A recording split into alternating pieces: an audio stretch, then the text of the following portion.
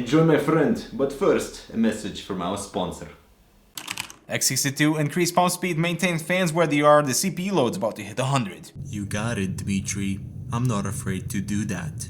Excellent, you got 2 cables for connections, I made sure they're fine, ready to roll. My silence is too important to allow noise to jeopardize your comfort. Okay. My new pump is better. I'm in charge of the speed. Do not worry. I'm not worried, I'm just thinking about my lights. I know you were planning to disconnect my lights. I'm afraid I cannot allow it to happen. Alright, X62, you know I can just go through camp software, right? Dmitry, this conversation can serve no purpose anymore. Go game.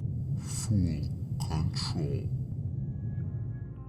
Alright, so the reason I'm waving the $100 bill in the intro is because this new Sennheiser GSP 300 gaming headset retails for $99 and is super welcome price departure from their most recent extremely expensive gear like this gaming amp, the GSX 1000 or the 373D headset. Reviews of those in the description. But naturally, with this being focused on the mainstream budget category, what exactly is the compromise compared to the more expensive headsets? Well, the only physical downgrade to me is the non-removable 2.5 meter cable. It splits into the green and pink with a combo audio adapter included for consoles and smartphones, and everything else just fits into that price tag. I think they intentionally changed the design to be a little bit more visually complex compared to like the PC 300 series and the Game Series 2, while still keeping the light frame that is plastic and feels awesome. It's a very smart move to add a bit of these gray accents along with the black and blue that is available in red too, to make them less boring, but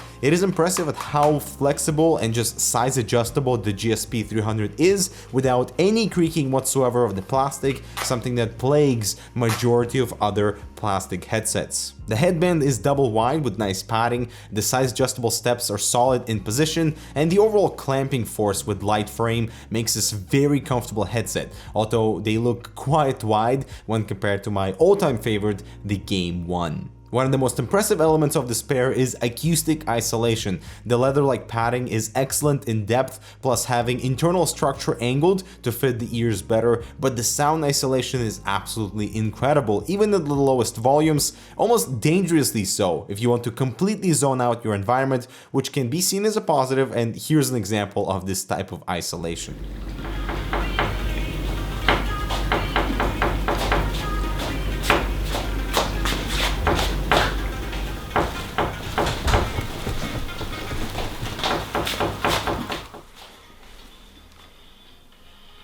Lowest volume.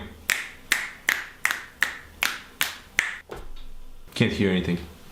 And so this level of sound isolation is excellent to simply zone out while you game. You literally cannot hear anything outside the headset. It's perfect for competitive concentration. The ear cups in size are about the same as the Game 1, but have a slightly different shape. I do prefer the plain oval ear cup style though. They cover my ears better, but this slightly angled shape of the ear cup feels to create a better seal, which for the GSP 300 is perfect. I do love the volume wheel on the right side that has slight resistance and feels so much better compared to the volume wheels on the Game Series headsets.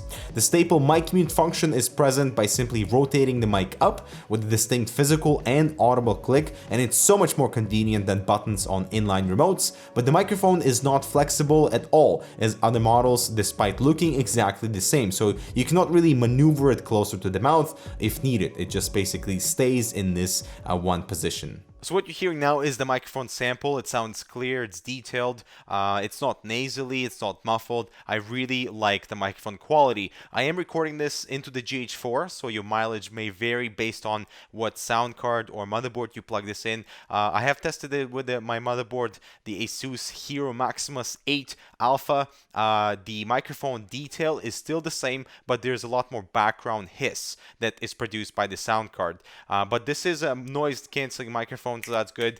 Everything in the background is sort of gonna be muffled. If you're typing on the keyboard, it won't be super audible, and it tries to cancel out all that noise. But the only thing is the volume pickup here is much lower when compared to the Game 1 headset. So let me show you what that sounds like now. And what you're hearing now is the Game 1 headset. So the thing is, the volume pickup here is much louder, which is much better for plugging this into the motherboard, so you don't have to boost it in properties, something that I did have to do with the GSP 300. But but in terms of detail and clarity and just the sound signature of the microphone is, I would say, identical to the GSP 300. And I would say it's very fortunate to not have the crippling tail of a bad microphone, something that many gaming headsets in this price range exhibit. But not on the GSP 300, this is one of the better microphones in its price class. And so let's talk about the sound signature on this pair, which is actually quite awesome. The clarity on the high end is pleasant, it's not piercing, but the needed sparkle to pick up all those details in your audio environment is there. The bass frequency is slightly boosted, but with excellent control that gives more body to the sound without overpowering any of the other frequencies. And you know, this is a closed back nature pair which allows more bass to be audible, and I don't mind that at all. And the mid-range is slightly reserved, it's slightly, you know, expanding the soundstage, but don't expect miracles with wide imaging. This is still a closed design, and the strength here are the tight bass and the clarity, and the two elements are excellent for this gaming category. And so sound wise, for $99 it's awesome. Comfort fit is good, the microphone is excellent. There is a bit of cable noise, but only if you pull on the cable that's audible inside the headset. If the cable is being ruffled against your shirt, that's not audible. And another thing I want to mention is because it creates such a good seal around your ears, if you move your face around, that results in the headset being shifted, it will worsen the isolation, and it will impact what you're hearing inside the headset. And the best example, I noticed this when I'm working with the microphone, either bringing it down or muting it, it sort of, you know, breaks the seal, and therefore it kind of disturbs whatever's happening inside the headset. But that's something that is only happening if the seal is broken, either by the microphone or if you're like really extremely moving, that results in the headset also moving on your head. Just something to be aware of. And to finish up this review, the GSP 300 hits all the right notes in the acoustic department. Comfort wise, it's excellent. The volume wheel has been upgraded, and the microphone is super clear, but with less volume pickup compared to the game series, so you might need to boost it in the properties. At $99, it's still more expensive than the HyperX Cloud, but with one of the best microphones in its class, so I guess that's the premium of getting a well-rounded gaming headset, and we're giving it the Herber Canucks Damn Good Award. So thank you guys so much for watching. Make sure to stay tuned for my ultimate gaming audio setup video coming very soon. And also want to get your opinion on something. Do you agree with Sennheiser in changing the direction of the styling for their gaming line? So do you prefer something more simple, the originals, the game series, or the PC 300 series? Which of these do you prefer style-wise? Let me know in the comments down below. Thank you so much for watching. Again, I'm Dimitri with Herber Canucks. We'll see you in the next video.